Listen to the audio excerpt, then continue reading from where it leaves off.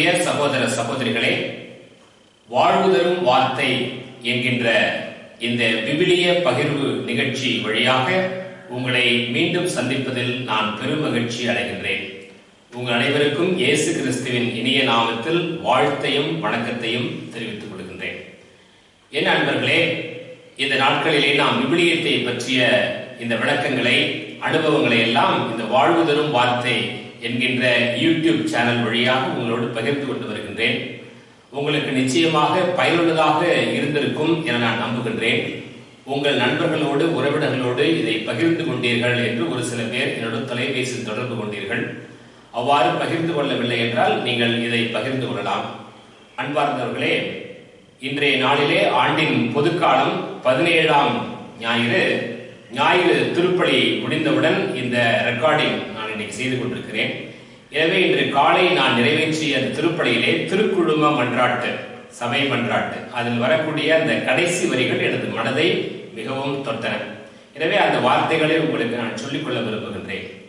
நிலையானவற்றை பற்றிக்கொள்ள, நிலையற்ற இன்றைய நன்மைகளை நாங்கள் பயன்படுத்த செய்வீராக என்ற அழகான ஒரு ஜெபம். நிலையானவற்றை நாங்கள் பற்றிக்கொள்ள, நிலையற்ற இன்றைய நன்மைகளை நாங்கள் பயன்படுத்த செய்வீராக. அதை தான் நான் இப்ப செய்து கொண்டிருக்கிறேன். அதையெல்லாம் நாம் இப்ப செய்யறோம். இந்த யூடியூப் சேனல், கேமரா, படிப்பு, பட்டம், பதவி எல்லாமே நிலையற்ற நன்மைகள் உண்டு, ஆனால் நிலையற்ற நன்மைகள். இந்த நிலையற்ற நன்மைகளை எல்லாம் பயன்படுத்தி நிலையானவற்றை நாம் பற்றிக்கொள்ள இதை ஒரு கருவியாக நாம் பயன்படுத்துகிறோம். எனவே இந்த யூடியூப் சேனல், நான் எழுதிய இந்த புத்தகம் வாழ்வு தரும் வார்த்தை என்ற தலைப்பில் நான் எழுதிய புத்தகம், இதெல்லாம் நிலையற்ற நன்மைகள். ஆனால் இந்த நிலையற்ற நன்மைகள் வழியாக நிலையானவற்றை, கடவுளுடைய அந்த வார்த்தையை நாம் பற்றிக்கொள்ள இது ஒரு கருவியாக பயன்படுத்த ஆண்டவர் எனக்கு அழைப்பை கொடுத்திருக்கிறார். அந்த அழைப்பை நான் உங்களுக்கு ஒரு ஊழியமாக நான் செய்து கொண்டு வருகிறேன். கடந்த 3 வாரங்களாக விவிலியத்தை பற்றிய ஒரு பொதுவான முன்னுரையை, ஒரு அறிமுகத்தை உங்களோடு நான் பகிர்ந்து கொண்டேன். இறை அனுபவங்களையும் பகிர்ந்து கொண்டேன். இன்றைய நாளிலே நான் விவிலியத்தில் உள்ள புத்தகங்களை நாம் இன்றைய நாளிலிருந்து ஒவ்வொன்றாக நாம் ஆய்வு செய்து அறிந்து கொள்ள நாம் முயற்சி செய்வோம். முதலாவதாக தொடக்க நூல், விவிலியத்தின் முதல் புத்தகம் ஆதியாகமம் என்று பழைய மொழிபெயர்ப்பிலே நாம் சொன்னோம். இப்பொழுது தொடக்க நூல் என்று புதிய தமிழ் சொல்லை நாம் பயன்படுத்துகிறோம். இந்த தொடக்க நூலை 2 பிரிவுகளாக பிரித்துக் கொள்ள வேண்டும். 1 முதல் 11 வரை உள்ள அதிகாரங்கள், இவற்றை வரலாற்றுக்கு முந்தைய நிகழ்வுகள் என்று நாம் சொல்கிறோம். 12 முதல் 50 வரை உள்ள அதிகாரங்களை வரலாற்று நிகழ்வுகள் என்று சொல்லுகின்றோம். வரலாற்றுக்கு முந்தைய நிகழ்வுகள் அப்படின்னாக்க எத்தனை ஆண்டுகளுக்கு முன்னதாக உலகம் படைக்கப்பட்டது, எத்தனை ஆண்டுகளுக்கு முன்னதாக நோவா வாழ்ந்தார் என்பதெல்லாம் மிகவும் துல்லியமாக நாம் வரலாற்று நூல் போல, அறிவியல் நூல் போல விவிலியத்தில் நாம் அறிந்து கொள்ள முற்படக்கூடாது. விவிலியம் ஒரு அறிவியல் நூலை போல நாம் வாசிக்க கூடாது என்பதை முன்பே நான் சொல்லியிருந்தேன். கடவுள் வெளிப்படுத்திய அந்த உண்மைகளை மனித ஆசிரியர்கள் தங்களுக்கு தெரிந்த மொழிகளில், தங்களுடைய கலாச்சார சூழலில் கடவுளுடைய அந்த இறை அனுபவத்தை பகிர்ந்து கொண்டுதான் விவிலியம் என்று நான் சொல்லியிருந்தேன். எனவே இதை அறிவியல் நூல் போல வாசிக்க கூடாது, இதை ஒரு இறை வார்த்தையாக நாம் வாசிக்க வேண்டும். எனவே இந்த தொடக்க நூலை 7 பிரிவுகளாக பிரித்துக் கொள்ள வேண்டும் என்று என்னுடைய புத்தகத்திலே, வாழ்வு தரும் வார்த்தை என்கின்ற புத்தகத்திலே நான் சொல்லியிருக்கிறேன். முதலாவது படைப்பின் வரலாறு, படைப்பு, உலகத்தை கடவுள் எவ்வாறு படைத்தார். 2வது ஆதாமின் வரலாறு, முதல் மனித குலம் முதலாக எவ்வாறு தோன்றியது என்பதை பற்றிய ஒரு விளக்கம். 3வதாக நோவாவின் வரலாறு. 4வது அபிரகாமின் வரலாறு. 5வது ஈசாக்கின் வரலாறு. 6வது யாக்கோபின் வரலாறு. 7வது யோசேப்பின் வரலாறு என்று 7 பகுதிகளாக நாம் தொடக்க நூலை பிரித்துக் கொண்டு நாம் பொருள் கொண்டால் நமக்கு அது நலம் பயக்கும். எனவே தொடக்க நூலில் முதல் 2 அதிகாரங்கள் படைப்பை பற்றி நமக்கு செய்தியை தருகின்றன. இந்த 2 அதிகாரமே படைப்பை பற்றி பல்வேறு கோணங்களில் படைப்பு செயலை நமக்கு வெளிப்படுத்துகின்றது. இந்த முதல் அதிகாரத்திலே குருக்கள் மரபு என்று சொல்லக்கூடிய அந்த மரபிலே வந்த ஆசிரியர்கள் இந்த படைப்பை பற்றிய ஒரு செய்தியை பதிவு செய்திருக்கிறார்கள். அதுல பாத்தீங்கன்னாக்க முதல் 3 நாட்கள் கடவுள் பிரிக்கும் வேலையை செய்கிறார். அதாவது இருளில் இருந்து ஒளியை பிரித்தெடுக்கிறார், நீர்த்திரள், வானம், பூமி இதையெல்லாம் பிரித்தெடுக்கிறார். அடுத்த 3 நாட்கள் அதை உலகை அணி செய்கிறார். பறவைகள், விலங்குகள், மரம், செடி, கொடிகள், இறுதியாக மனிதர்கள். எனவே தாம் படைத்த அந்த உலகை இவற்றால் அணி செய்வதை நாம் பார்க்கின்றோம். இந்த உலகிற்கு அழகு இதுதான். இயற்கை, மனிதர்கள், நாம் தான் இந்த உலகிற்கு அழகு சேர்க்கின்றோம். கடவுளால் படைக்கப்பட்ட அழகிய படைப்புகள் நாம் எல்லோரும். 7வது நாள் இவ்வாறு இந்த உலகையே தனது வல்லமையான வார்த்தையினால் படைத்த அந்த கடவுளை வழிபட வேண்டும். எனவே ஓய்வு நாள் என்கின்ற ஒரு பதிவையும் இந்த குருக்கள் மரபில் வந்த மனித ஆசிரியர்கள் தொடக்க நூலின் முதல் அதிகாரத்திலே பதிவு செய்தார்கள். எனவேதான் இந்த படைப்பை பற்றிய ஒரு செய்தி என்பது அவருடைய இறை அனுபவத்தின் ஒரு பின்னணியில் கடவுள் வல்லமை மிக்கவர், கடவுள் எவ்வாறு படைத்தார் என்பதை இவர்கள் பதிவு செய்திருந்தார்கள். 2ஆம் அதிகாரத்திலே இந்த படைப்பை பற்றிய செய்தி சொல்லப்படுகிறது. அதில் மனிதனுடைய அந்த மாண்பு, ஆண் பெண் சமத்துவம், இதை பற்றிய தகவல்கள் நமக்கு சுட்டிக்காட்டப்பட்டுள்ளன. கடவுள் மனிதர்களை படைத்த பொழுது எவ்வாறு படைத்தார் என்ற தகவல் இந்த 2ஆம் அதிகாரத்திலே இருக்கின்றது. ஆணும் பெண்ணுமாக படைத்தார். தனது உயிர் மூச்சை அவன் நாசிகளில் ஊதவே மனிதன் உயிருள்ளவன் ஆனான். தமது சொந்த சாயலாக, தமது உருவாக, created the image and likeness, தமது உருவாக, தமது சாயலாக மனிதனை படைத்தார் என்று வாசிக்கின்றோம். எனவே நாம் சுவாசிக்கின்ற இந்த காற்று, நமக்கு மூச்சு இல்லை என்றால் உயிர் இல்லை. இன்றைய நாட்களிலே COVID-19 கொரோனா இந்த தொற்று, மூச்சு திணறல், அந்த மூச்சு குழாய், அந்த நுரையீரலில் ஏற்படுகின்ற அந்த கடுமையான பாதிப்பு தான் இறப்புக்கு காரணம் என்று சொல்கிறார்கள். இந்த வைரஸ் தாக்கக்கூடிய உறுப்பு அந்த மூச்சு.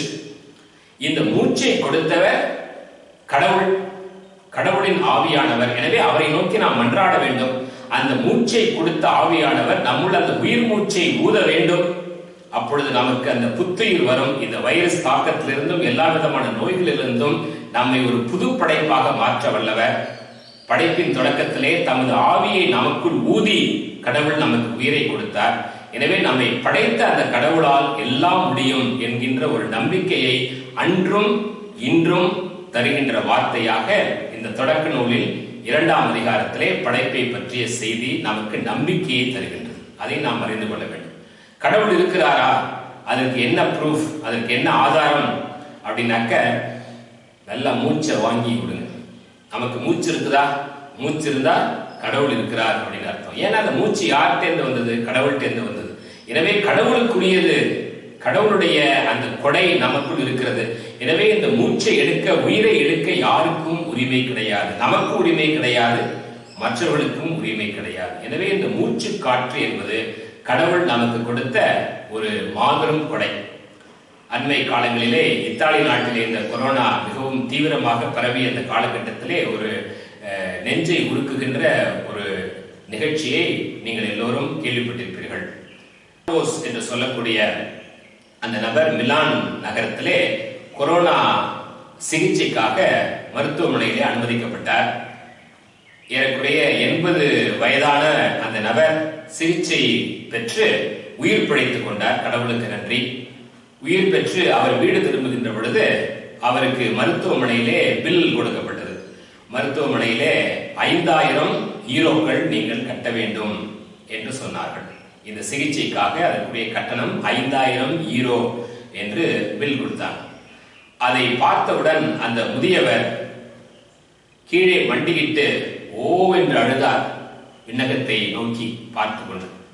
அந்த மருத்துவமனையில் உள்ளவர்களாம் கலங்கி போனார்கள். ஐயா, நீங்கள் அழ வேண்டாம், உங்களுக்கு காசு இல்லை என்றால் பரவாயில்லை. நீங்கள் 5000 யூரோ என்றவுடன் பயந்து விட்டீர்கள் போல, நீங்கள் காசை கொடுக்க வேணாம், நீங்க குணமாயிட்டீங்க, வீட்டுக்கு போங்க அப்படின்னு சொன்னாங்க. ஆனா அந்த முதியவர் என்ன தெரியுமா சொன்னாரு? ஐயா, நான் பெரிய செல்வந்தன், எனக்கு காசு இருக்கு, 5000 யூரோ எனக்கு சாதாரண காரியம் இல்லை. ஆனா நான் எதுக்கு அழுதேன் அப்படின்னாக்க, கடவுளுக்கு நான் மண்டியிட்டு நன்றி சொன்னேன். ஏன் அப்படின்னா, அந்த பில்லு எதுக்கு அப்படின்னாக்க, ஆர்டிபிஷியல் ரெஸ்பிரேஷன், ஆக்சிஜன் ஏத்துனதுக்கான பில்லு. அப்ப 80 ஆண்டுகள், எனது வாழ்க்கையில் 80 ஆண்டுகள் எந்த விதமான செலவும் இல்லாமல் கடவுள் எனக்கு ஆக்சிஜன் என்ற அந்த ஒரு உயிரோட்டத்தை எனக்கு கொடுத்திருக்கிறார், உயிர் மூச்சு எனக்கு கொடுத்திருக்கிறார். அதற்கு கடவுள் எனக்கு எந்த சார்ஜும் வாங்கலையே. எனவே கடவுள் எனக்கு அந்த உயிர் மூச்சை கொடுத்திருக்கக்கூடியது எவ்வளவு பெரிய கொடை.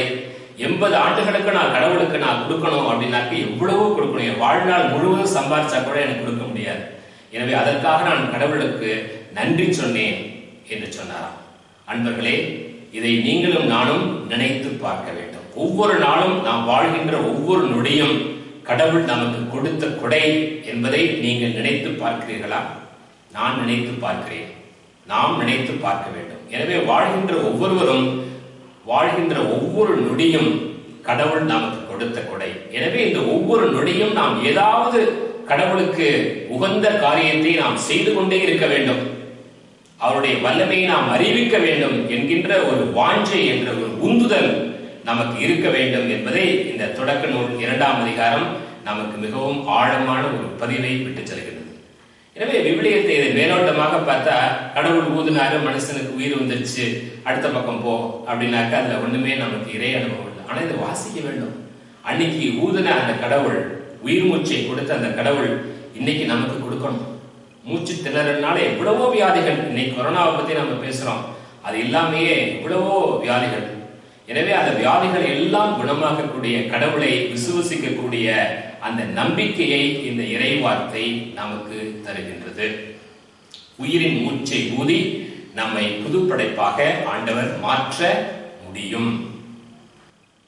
இரண்டாவதாக, மனிதனை இந்த இயற்கையை பாதுகாக்க வேண்டும் என்கின்ற ஒரு புதிய நிலைக்கு ஆண்டவர் உயர்த்துவதை நாம் பார்க்கின்றோம். இது ஒரு அழைப்பு.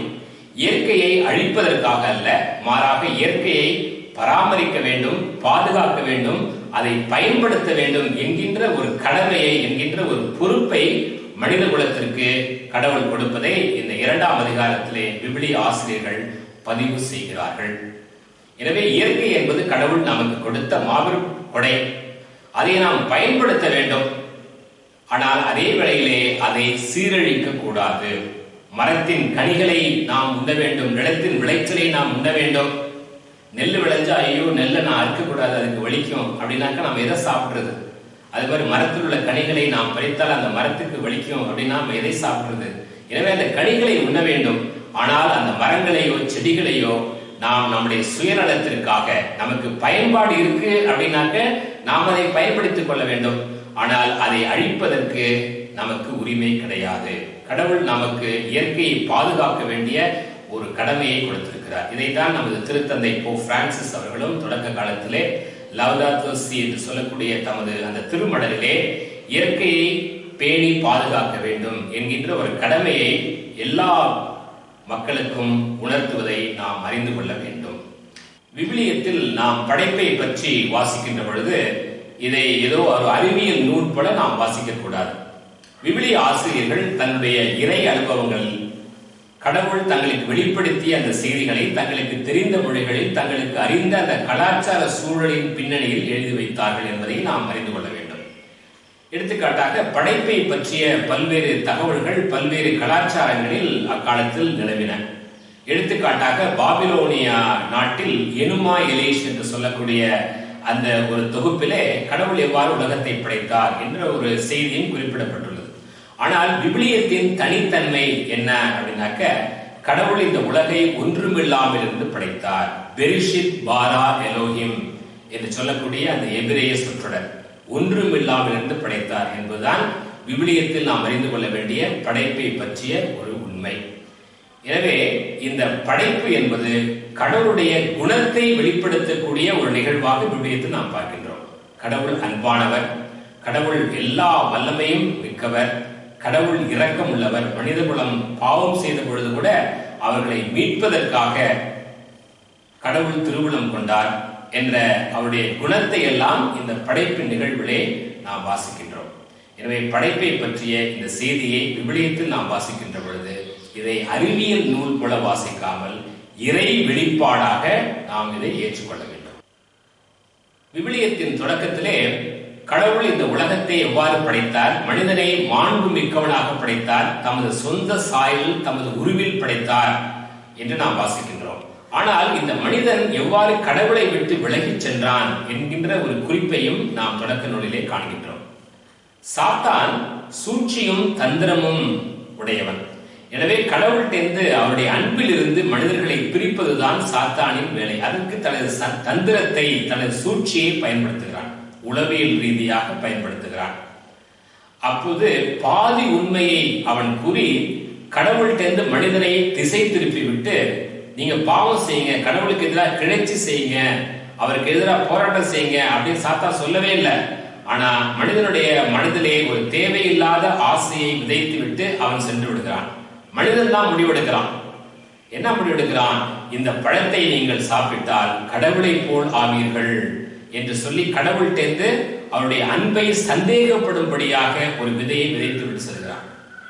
கடவுள் ஒருவேளை நம்ம ஏமாத்திட்டாரோ, ஏன் இந்த பழத்தை சாப்பிட வேணாம்னு சொல்றாரு அப்படிங்கிற இந்த ஒரு நிகழ்ச்சியின் வழியாக அது உள்ள செய்தியை நாம கவனிக்க வேண்டும். கடவுள் என்ன பழத்தை சாப்பிட வேணாம்னு சொன்னாரு, அது ஆப்பிளா ஆரஞ்சா அப்படின்னு நம்ம ஆய்வு செய்வதில் பயன் கிடையாது. நம்ம படத்துல ஆப்பிள்னு பாக்குறோம், ஆனா அது ஆப்பிளா ஆரஞ்சாங்கிறது நமக்கு முக்கியம் கிடையாது. ஆனா அதுல என்ன உண்மை அப்படின்னாக்க, அன்றைக்கும் சரி இன்றைக்கும் சரி சாத்தானுடைய வேலையே என்ன அப்படின்னாக்க, கடவுளுடைய அன்பில் நாம் சந்தேகப்படும்படியாக ஒரு சிறிய விதையை விதைத்து விட்டு அவன் சென்று விடுகிறான். இன்னைக்கு அப்படிதான். கடவுள் என்னை உண்மையிலே அன்பு செய்கிறாரா? கடவுள் என்னை கைவிட்டு விட்டாரா? கடவுள் எங்க? நான் விசுவசிக்கிற இயேசு என்னை என்ன செய்து விட்டார்? எனக்கு இவ்வளவு கஷ்டங்கள் இருக்கு, இயேசு எனக்கு என்ன செய்தாரு அப்படின்னு சொல்லி அந்த ஒரு சந்தேகத்தை விதைத்து விட்டு சென்று விடுகிறான். அந்த சந்தேகம் படிப்படியா வளர்ந்து அந்த களை எவ்வாறு வளர்ந்து அந்த செடியை அழித்து விடுகிறதோ, விதைப்பன் பூமியில இயேசு கூறுவது போல, இந்த பாவம் என்கின்ற அந்த விதையை விதைத்து விட்டு தேவையில்லாத ஒரு ஆசையை, தேவையில்லாத ஒரு சந்தேகத்தை விதைத்து விட்டு சாத்தான் சென்று விடுகிறான். எனவே அதன் வழியாக மனிதகுலம் கடவுளுக்கு எதிரான ஒரு எண்ணத்தை, ஒரு செயல்பாட்டை செய்து விடுகிறது. கீழ்ப்படியாமை என்பதுதான் முதல் பாவம் என்று தொடக்க நூல் குறிப்பிடுகிறது. ஆனால் இந்த மனிதகுலம் கீழ்ப்படியாமை என்கின்ற அந்த பாவத்தை செய்திருந்தாலும் கூட கடவுள் மனித குலத்தை முற்றிலுமாக புறக்கணிக்கவில்லை. அவர்களுக்கு ஒரு மீட்பை அறிவிக்கிறார். தொடக்க நூல் 3:15 வீழ்ந்து போன மனிதனை மீட்டெடுக்க கடவுள் தமது இறை திட்டத்தை வெளிப்படுத்துகிறார். உனக்கும் பெண்ணுக்கும், உன் வித்துக்கும் அவள் வித்துக்கும் பகைமையை உண்டாக்குவேன் என்று சொல்லுகின்ற அந்த புரோட்டோ எவாஞ்சலியம், முதல் நற்செய்தி என்று சொல்லக்கூடிய தகவலை நாம் தொடக்க நூல் 3ஆம் அதிகாரம் 15வது வசனத்திலே வாசிக்கிறோம். அந்த செய்தியானது இயேசு கிறிஸ்துவில் நிறைவேறுகிறது. புதிய ஏற்பாட்டிலே இயேசு கிறிஸ்து கன்னி மரியாவிடமிருந்து பிறந்த இயேசு கிறிஸ்துவில் நிறைவேறுகிறது என்பதையும் நாம் தொடர்புபடுத்தி பார்த்துக் கொள்ள வேண்டும்.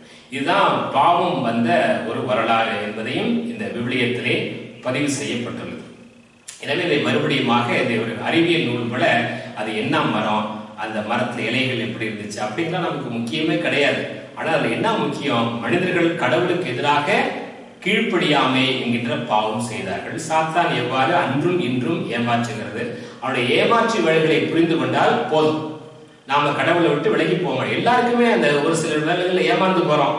கடவுள் நம்மை கைவிட்டு விட்டாரா அப்படின்னு எல்லா மனிதர்களுக்கும் ஒரு எண்ணம் வருகிறது. ஆனால் அது ரொம்ப நேரம் நிக்க கூடாது, டக்குன்னு வெளியே வந்துடணும். அந்த சந்தேகம் எப்ப வருதோ அந்த சந்தேகத்தை உடனே வெளியே வந்து, போ அப்பாடே சாத்தானே, நான் கடவுளை நம்புகிறேன், நான் கடவுளுடைய பிள்ளை, இந்த துன்பத்தின் வழியாகவும் சவால்கள் வழியாகவும் கடவுள் என்னை பராமரித்துக் கொண்டிருக்கிறார் என்பதை நான் உறுதியோடு நிற்கின்ற பொழுது சாத்தான் ஓடி போயிடும். ஐயோ, உங்களை ஏமாற்ற முடியலையே அப்படின்னு சொல்லி. எனவே சாத்தான் ஒரு பொழுதும் நாம் ஏமாந்து போகக்கூடாது என்பதை விவிலியத்திலே நாம் அறிந்து கொள்ள வேண்டும். அடுத்தபடியாக நோவா காலத்து பாவம். அப்ப பாவம் என்பது காயின், ஆபேல் இந்த நிகழ்ச்சிகள் எல்லாம் வருகின்றது. இறுதியாக அந்த வரலாற்றுக்கு முந்தைய நிகழ்வுகள் 11ஆம் அதிகாரம் வரைக்கும் அந்த பகுதியில் நோவாவினுடைய காலத்தில் நிகழ்ந்த பாவம். அப்ப அந்த பாவம் ஒரு தனி மனிதனின் பாவம் கிடையாது. பாவம் படிப்படியாக வளர்ந்து ஒரு சமூக நிலையாக மாறிவிட்டது. சமூகத்துல பாவம், தன்னால் படைக்கப்பட்ட அந்த உலகம் தனது மாண்பை இழந்து கொண்டு வருவதை கடவுள் பார்க்கிறார்.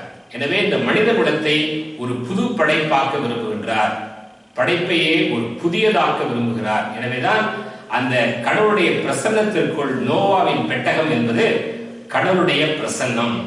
நீதிமான்கள் கடவுளுடைய பிரசன்னத்திற்கு அழைக்கப்படுகிறார்கள். அந்த நீதிமான்கள், நோவா என்பவர் ஒரு நீதிமான், ரைச்சியஸ் மேன். எனவே அந்த நீதிமான் வழியாக ஒரு தேர்ந்தெடுக்கப்பட்ட ஒரு சமூகம் அழைக்கப்படுகிறது இறை பிரசன்னத்திற்குள்ளே. அந்த இறை பிரசன்னம் என்பதுதான் நோவாவின் பெட்டகம். இந்த திருச்சபை என்பது நோவாவின் பெட்டகம்.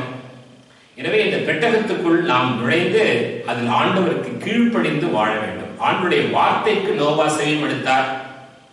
மழைக்கான எந்த அறிகுறியும் இல்லை. ஆனால் கடவுள் சொன்ன வார்த்தையை கேட்டு அவர் அந்த பெட்டகத்தை கட்டி எழுப்பினார். எல்லோரும் கேலி செய்தார்கள். ஆனால் மழை வந்தது. கடவுளுடைய வார்த்தைக்கு கீழ்ப்படிந்த அந்த நோவா காப்பாற்றப்பட்டார் என்பதை விவிலியத்தில் வாசிக்கின்றோம். எனவே பாவம் என்பது, தனி மனிதனுடைய பாவம் என்பது ஒரு சமூக நிலையை வளர்ந்துவிட்டது. இன்னைக்கு சூழ்நிலை அதை பார்க்கிறோம். பாவம் என்பது ஒரு அங்கீகாரம் பெற்றுவிட்ட ஒரு நிலையும் பார்க்கின்றோம். இன்னைக்கு பாவத்துக்கெல்லாம் எல்லா நிலையிலும் அங்கீகாரம் கிடைக்குது. எல்லா நிலையிலும் எல்லா இடத்திலும் அங்கீகாரம் கிடைக்குது. எனவே நீதிமான்களாகிய நாம் ஆண்டவருடைய பிரசன்னத்திற்குள் அழைக்கப்படுகிறோம். நோவாவின் பெட்டகத்திற்குள் நாம் அழைக்கப்படுகிறோம். அதுதான் நமக்கு மீட்பை கொடுக்கும். அது நோயாக இருக்கலாம், சமூக சூழலாக இருக்கலாம், ஜாதி வேறுபாடாக இருக்கலாம், மொழி வேறுபாடாக இருக்கலாம், என்ன சிக்கலாக இருந்தாலும் அந்த பாவம் என்பது சமூக நிலையாக இன்னைக்கு எல்லா நிலையிலும் வளர்ந்துவிட்ட நிலையிலே ஆண்டவருடைய அந்த பிரசன்னத்திற்குள் நாம் அழைக்கப்படுகின்ற பொழுது நம்மை ஆண்டவர் புது படைப்பாக மாற்றுகிறார் என்கின்ற ஒரு செய்தியும் இந்த நிகழ்வு நமக்கு சுட்டி காட்டுகிறது. தொடக்க நூலில் அடுத்த நிலையாக வரலாற்று நிகழ்வுகள் என்று சொல்லுகின்ற பொழுது குல முதுவர்கள் காலம், பேட்ரியார்க்ஸ், குல முதுவர்கள் என்று சொல்லக்கூடிய அந்த தலைவர்கள், ஆபிரகாம், ஈசாக், யாக்கோப்பு, யோசேப்பு, இவர்கள் எல்லாம் குல முதுவர்கள் என்று தொடக்க நூலிலே நாம் அழைக்கின்றோம். இந்த குல முதுவர்கள் காலத்திலே என்ன நடந்தது என்பதை பற்றிய தகவல்களையும் விவிலியத்தில் நாம் வாசிக்கின்றோம். இதில் ஆபிரகாமை பற்றி நாம் வாசிக்கின்ற பொழுது, ஆபிரகாம் விசுவாசத்தின் தந்தை, இறை நம்பிக்கையின் தந்தை என்பதை விவிலியத்திலிருந்து நாம் அறிந்து கொள்ள வேண்டும். ஈசாக்கு, யாக்கோப்பு இவர்களும் கடவுளுக்கு எவ்வாறு கீழ்ப்படிந்திருந்தார்கள், அதன் வழியாக எவ்வாறு கடவுளுடைய ஆசீரை பெற்றார்கள் என்பதையும் தொடக்க நூலில் இந்த குல முதுவர்கள் காலத்தினுடைய அந்த வரலாறு நமக்கு சொல்லிக் கொடுக்கிறது. யாக்கோப்பினுடைய வாழ்க்கையிலிருந்து ஒரு சிறிய ஒரு நிகழ்ச்சியை மட்டும் உங்களுக்கு எடுத்துக்காட்டாக சொல்லிக்கொள்ள விரும்புகின்றேன்.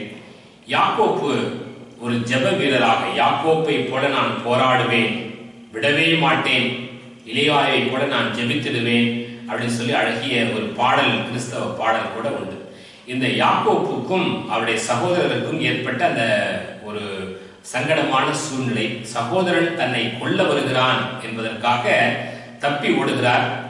அந்த சகோதரனை அவர் ஏமாற்றி விட்டார் என்ற ஒரு செய்தியும் நாம் பார்க்கின்றோம். அதற்கு தண்டனையாக சகோதரனை விட்டு பிரியக்கூடிய ஒரு சூழ்நிலையும் நாம் பார்க்கின்றோம். இறுதியாக அவர் ஜெபத்திலே போராடுகிறார். வலிமையோடு உள்ள தனது சகோதரன் தன்னை அழிக்க வருகிறான், எனவே தன்னையும் தனது குடும்பத்தையும் கடவுள் காப்பாற்ற வேண்டும் என்று ஜெபிக்கிறார். அந்த ஜெபத்தினுடைய ஒரு விளைவாக பிரிவினை ஆன அந்த குடும்பம், ஏசா மூத்தவன், யாக்கோப்பு இளையவன். எனவே மூத்தவன் இளையவனை கொல்வதற்காக வருகிறான். அந்த ஒரு நிலையிலே தான் யாக்கோப்பு கடவுளை நோக்கி ஜெபிக்கிறார், போராடி ஜெபிக்கிறார். எனவே அந்த ஜெபத்தின் விளைவாக நாம் தொடக்க நூலில் என்ன வாசிக்கிறோம்? அழிப்பதற்காக வந்த அந்த ஏசா யாக்கோப்பை கட்டி தழுவி முத்தமிடுகிறான். பகைமையில் வாழ்ந்த அந்த இரு சகோதரர்கள் ஏசா, யாக்கோப்பு இருவரும் மன ஒற்றுமையோடு வாழ்கிறார்கள் என்ற ஒரு அருமையான தகவல் இன்று நமக்கு குடும்பங்களுக்கு மிகவும் அவசியமான ஒன்று. வீட்டுக்கு வீடு வாசப்படி, தமிழ் அழகா பழமொழி சொல்லி வச்சிருக்கிறாங்க. இன்னைக்கு எத்தனை குடும்பங்கள்ல சகோதர சகோதரிகள், உடன் பிறந்தவர்கள் மத்தியிலே எவ்வளவோ பிரச்சனைகள், சொத்து தகராறு, உடன்பிறப்புகள் ஏமாற்றக்கூடிய நிலைகளையும் பார்க்கின்றோம். சொத்துக்காக டிவியில பார்க்குற ஊடகங்கள்ல அண்ணனை தம்பி வெட்டி கொண்டுட்டான், தம்பி அண்ணன் வெட்டி கொண்டுட்டான், இப்படிலாம் நிறைய செய்திகள் ஊடகங்களையும் பார்க்கிறோம். நமக்கு தெரிந்த சூழ்நிலைகளிலும் பல பேர் ஜெபத்திற்காக இவ்வாறு ஒரு சூழ்நிலிருந்து விடுதலைக்காக சொல்வதையும் நாம் அறிந்திருக்கின்றோம். இது அன்னைக்கு நடந்துச்சு, இன்னைக்கு நடந்துச்சு. ஆனா அதுக்கு என்ன தீர்வு அப்படின்னாக்க, தன்னை எதிர்க்க வந்த அந்த ஏசாவை அழிப்பதற்காக யாக்கோப்பு படை திரட்டவில்லை.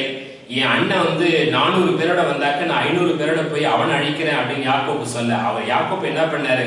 உடனே முட்டி போட்டு ஜெபிச்சார். தன்னுடைய சகோதரனுக்காக, குடும்பத்துல சமாதானம் வேணும் அப்படிங்கிறதுக்காக ஜெபிச்சார். ஆண்டவர் சமாதானத்தை கொடுத்தார். இன்னைக்கும் உங்க குடும்பத்துல நமக்கு சமாதானம் வேணும் அப்படின்னாக்க நாம் ஆண்டவர் முன்னால் மண்டியிட்டு ஜெபிக்க வேண்டும். எனவே நமது குடும்பங்களில் சமாதானம் ஏற்பட நாம் ஜெபிக்க வேண்டும் என்கின்ற ஒரு உன்னதமான கருத்தை தொடக்க நூலிலே யாக்கோபினுடைய அந்த வாழ்க்கையிலிருந்து நாம் அறிந்து கொள்கிறோம். அதுபோலவே யோசேப்பின் வாழ்க்கையில் நாம் ஒரு உன்னதமான நிகழ்வை நாம் பார்க்கின்றோம். யோசேப்பு மிகவும் வேதனையும் துன்பமும் அடைந்த ஒரு மனிதர். ஆனால் அந்த துன்பங்களின் மத்தியில் கடவுளுடைய பராமரிப்பை உணர்ந்த ஒரு மனிதர் என்பதை விவிலியம் நமக்கு படம் பிடித்து காட்டுகிறது. தமது சொந்த சகோதரர்களால் அடிமையாக விற்கப்பட்டவர். ஆனால் அடிமையாக விற்கப்பட்ட அவருக்கு ஒரு நல்ல காலம் காத்திருந்தது. எகிப்திலே அவர் அடிமையாக சென்றாலும் அங்கு அரசு அதிகாரி நன்மதிப்பை பெற்று அங்கு அரசு அதிகாரியினுடைய வீட்டிலே மேற்பார்வையாளராக பணியமர்த்தப்படுகிறார். பரவாயில்ல, கடவுள் என்னை ஒரு நல்ல நிலைக்கு உயர்த்தி இருக்கிறார் அப்படின்னு மகிழ்ந்திருந்த அந்த நேரத்திலே அந்த அரசு அதிகாரியுடைய மனைவி யோசேப்பை தகாத உறவுக்கு அழைக்கிறார். ஆனால் யோசேப்பு உடன்படவில்லை. என்றால் அவர் நீதிமான். எனவே அந்த பெண் என்ன செய்கிறாள்? யோசேப்பின் மேல் வீண் பழியை போடுகிறார். அதை நிரூபிக்க முடியல, யோசேப்பால நிரூபிக்க முடியல. எனவே அந்த வீண் பழியினால சிறையில் அடைக்கப்படுகிறார். எவ்வளவு குடும்பம் பார்த்தீங்களா? வீண் பழி என்பது மிக மோசமான ஒரு கொடுமையான ஒரு அனுபவம். எனவே முதல்ல சகோதரனுடைய அந்த பாசத்தை அவர் கிடைக்கல. இரண்டாவது வீண் பழி. அந்த வீண் பழியிலும் ஆண்டவரை அவர் கைவிட்டு விடவில்லை. ஆண்டவர் மேல் நம்பிக்கையை அவர் விட்டுவிடவில்லை. இறுதியாக விடாப்பிடியாக உறுதியோடு ஆண்டவரை பற்றி கொண்டு ஜெபித்தார். அந்த நிலையிலும் வீண் பழியிலிருந்தும் யோசேப்புக்கு ஆண்டவர் ஒரு விடுதலையை கொடுத்தார். எப்படி அப்படின்னாக்க, உயர்ந்த அதிகாரியாக எகிப்தின் ஆளுநராக யோசேப்புக்கு ஒரு உயர்ந்த அந்தஸ்தை ஆண்டவர் கொடுத்தார் என்ற செய்தியை நாம் வாசிப்பது நமக்கெல்லாம் ஒரு நம்பிக்கையை தர வேண்டும். எனவே துன்பமான சூழல்களில், நெருக்கடியான சூழல்களில், பல்வேறு நெருக்கடிகளில் நாம் வாழ்கின்ற பொழுது இந்த இறை வார்த்தை குல முதுவர்களின் அந்த வாழ்க்கையானது நமது குடும்பங்களுக்கு, நமது ஊழியங்களுக்கு, நமது பணிக்கு ஒரு ஆழ்ந்த இறை அனுபவத்தை, ஆழமான ஒரு நம்பிக்கையை கொடுக்கக்கூடிய தகவலாக இருக்கிறது என்பதை இந்த தொடக்க நூலில் இருந்து நாம் அறிந்து கொள்ள வேண்டும். என் நண்பர்களே, இந்த தொடக்க நூலை பற்றிய ஒரு சிறிய குறிப்பை நான் உங்களோடு பகிர்ந்து கொண்டேன். பயனுள்ளதாக இருந்திருக்கும் நம்புகிறேன். நீங்கள் இந்த வாழ்வு தரும் வார்த்தை என்கின்ற அந்த புத்தகத்தை நீங்கள் வாசித்தால் இன்னும் அதிகமான தகவல்களை நீங்கள் அறிந்து கொள்ளலாம். ஆபிரகாமை போல, ஈசாக்கை போல, யாக்கோப்பை போல, யோசேப்பை போல பல்வேறு நெருக்கடிகள் மத்தியில் வாழக்கூடிய நமக்கு இந்த வார்த்தை என்பது ஒரு ஊன்றுகோலாக, நம்பிக்கையின் ஒரு ஆணிவேராக இது இருக்கின்ற பொழுது, இந்த குல முதுவர்களை எவ்வாறு கடவுள் ஆசீர்வதித்தாரோ அதுபோல உங்களையும் என்னையும், நமது ஊழியங்களையும், நமது குடும்பங்களையும் ஆண்டவர் நிறைவாக ஆசீர்வதிப்பார் என்ற நம்பிக்கையோடு நாம் தொடர்ந்து இந்த வாழ்வுதலும் வார்த்தை நிகழ்வுகளை நாம் ஒவ்வொரு வாரமும் பங்கு பெறுவோம். இந்த புத்தகத்தை நீங்கள் வாங்கி பயனடையுங்கள். இந்த யூடியூப் சேனலை உங்க ஃப்ரெண்ட்ஸ், உற்றார் உறவினர்கள் எல்லோருடன் நீங்கள் பகிர்ந்து கொள்ளுங்கள். மீண்டும் உங்களை சந்திக்கும் வரை இறை வார்த்தையின் ஒளியில் ஆண்டவர் இயேசு நம்மை வழிநடத்தி நம்மையும், நம்முடைய குடும்பங்களையும், பயணங்களையும், பணிகளையும், ஊழியங்களையும் ஆசீர்வதிக்க வேண்டும் என்று ஆசி கூறி விடைபெறுகின்றேன். நன்றி, வணக்கம். எனக்காகத்தானே நீ எல்லாம் செய்தாய், எனக்கென்று அழகான உலகம் செய்தாய், என்னோடு உறவாட உயிர்கள் செய்தாய், என்னை மீட்கத்தானே நீ உயிரும் தந்தாய். தேவா, நான் உனக்கென்ன செய்வேன் ஐயா, உன் அன்புக்கு சான்றாக வாழ்வேன் ஐயா. தேவா, நான் உனக்கென்ன செய்வேன் ஐயா, உன் அன்புக்கு சான்றாக வாழ்வேன் ஐயா. எனக்காகத்தானே நீ எல்லாம் செய்தாய், எனக்கென்று அழகான உலகம் செய்தாய்.